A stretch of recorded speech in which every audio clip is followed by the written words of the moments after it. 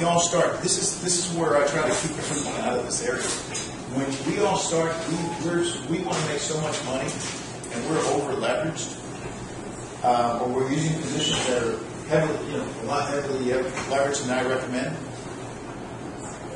You take so many hits when you start out that now what happens is you got to go back to, as I've stated, 0.0, and now it hurts because your progress is not as quickly as your behinds.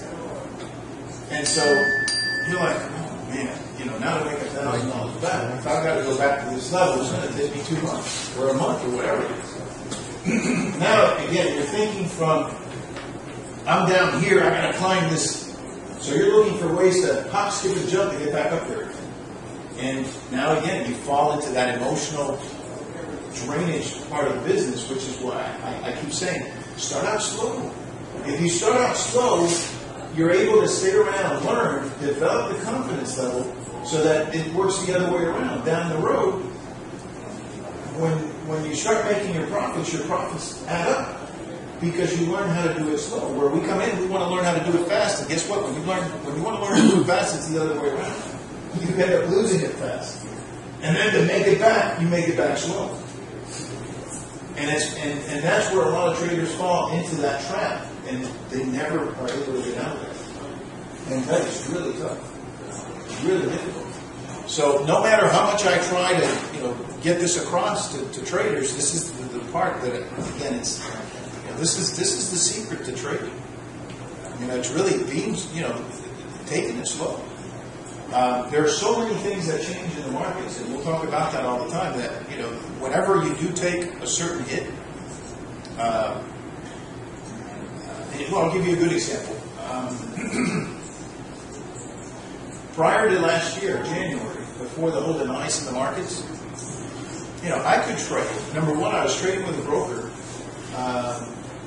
that I no longer use, not because I don't want to, it's because they're only doing institutional accounts and their size of positions are fairly large. But if I wanted to trade, a certain amount of lots, it was not a problem. I could get in and out, and those lots were getting executed. Not a problem. We ran into the whole liquidity issue, and it just so happened this broker, one of their main players, was Lehman Brothers. Right? So Lehman Brothers goes under. And I'm trying now to execute my trades as I'm accustomed to. And guess what? Now the market changed. I can't get in when I want to. When I do get in, the fills aren't as good. When I want to get out, the fills aren't. Everything just slowed down to where the sizes of my positions, they weren't working. And so, I was taking some hits. And immediately I had to say, wait a second, am I going to keep doing this? Had to readapt my whole style of size of positions, how I was trading, all those things I had to change. Still looking for the opportunity to get back to being able to do more of that. But those are the things in the business that you've got to be.